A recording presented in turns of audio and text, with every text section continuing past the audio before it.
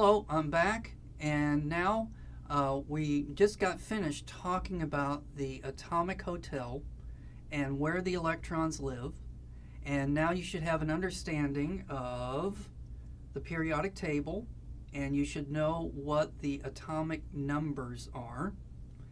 And so now what we want to do is we're going to start taking electrons one at a time and dropping them into the empty hotel, and we want to see where the electrons live.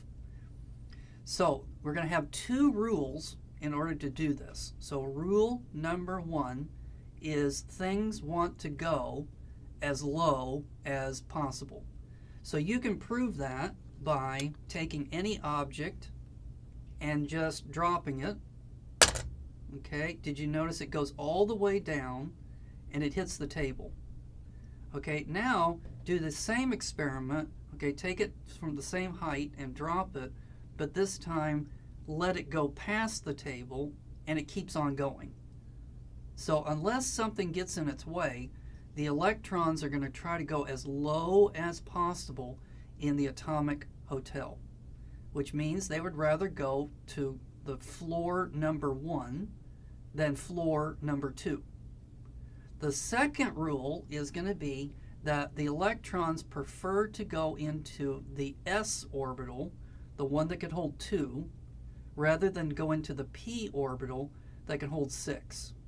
So I like to think about it as if you are living in an apartment, would you rather live in an apartment with one roommate or with 5 other roommates? I think you'd rather live with just one other person because you'd have more elbow room.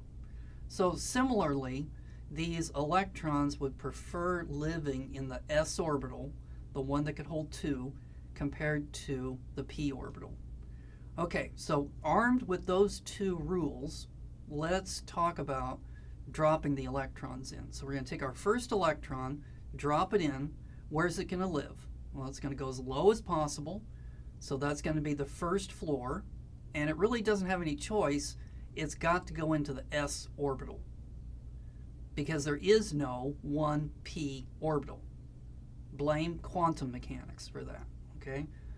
Now we're going to take our second electron, drop it in, and so it's going to go into the 2s orbital, right? No. It's still going to go into the 1s orbital because how many electrons can an s orbital hold? 2. All right, so what we have just described is hydrogen was the 1 electron, and then helium was the 2 electrons that we dropped in, and that's where they live. Okay, now let's go to the third one. So the third electron would be lithium. So we drop in 2 of them. Where do they go? The 1s orbital. And we drop in the third electron. Where does it go? It cannot go into the 1s. So it's got to go into the second floor. So it's got its choice, either the 2s or the 2p. And what was our rule number 2? It would rather go into the s orbital first. So that third electron is going to be in the 2s orbital. Now I don't really want to belabor this point, so we could continue to fill in the atomic hotel doing this one at a time. But I want you to see if you can spot a pattern, okay? So I want you to look off to the left side of the periodic table and notice how many columns are there. And then I want you to look off to the right side of the periodic table and I want you to look at how many columns are there. And then I want you to look in the middle part of the table between the 2 sets of columns and count the number of columns there. And then finally, I want you to count the number of columns in that box that is underneath the periodic table. And what are we coming up with? 2, 6, 10, and 14. Have we heard those numbers before? 2, 6, 10, and 14? Well, those were where the electrons live. So when the 2's correspond to the S's, the 6's correspond to the P's, the 10's to the D's, the 14's to the F's. So the point is that anything that is in the first 2 columns of the periodic table, those outer electrons are filling up a s orbital. And then anything that is on the far side to the right, those 6 columns, any of those elements are currently filling up their p orbitals. Now still, at this point, you're saying, well, who cares? Okay, it's going to become important here that you recognize that. So you've got these 2's, and then you've got the 6's. So now we want to talk about fire doors and valence electrons. So what does that mean? Okay, in any apartment building, you have fire doors. And the purpose of the fire doors is to keep a fire from spreading from one floor to the next. So we're going to make a rule that once a floor of the apartment building has its complement of electrons, then that floor is sealed off. The fire doors are going to close, and that floor is sealed off, so their electrons will not participate in chemical reactions. Okay?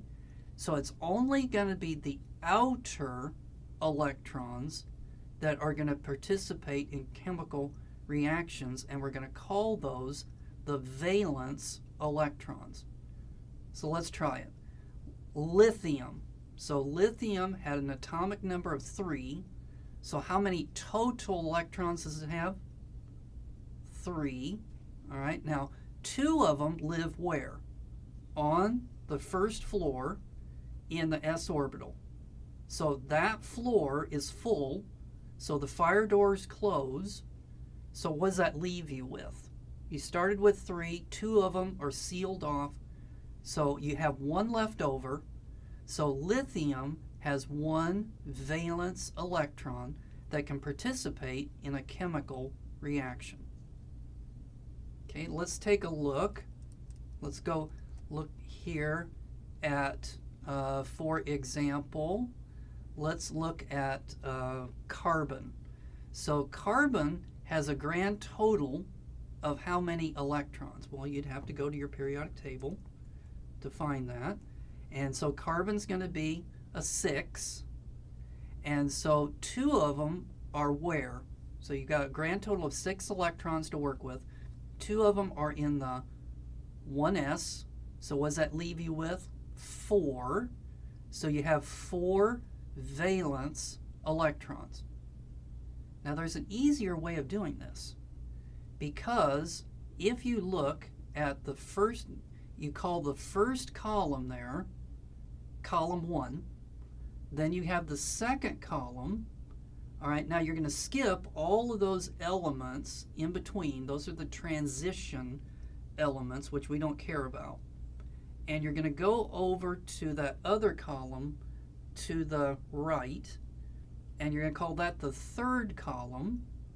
And then the one next to it is the 4th column, but that was carbon. Do you see that carbon is in the 4th column? And it had how many valence electrons? 4. So look at the one that's next to it. That particular element would have 5 valence electrons.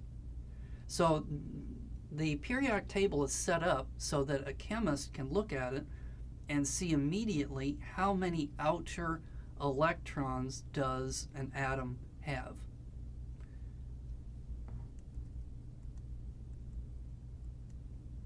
So in our next segment, we're going to talk about, well, what's the point? All right, so now we know that atoms have outer electrons, and they're the ones that participate in chemical reactions. So what difference does it make? Well, it's a big difference. So in our next segment, we're going to learn about a deadly combination of sodium, water, and teenagers. I'll see you then.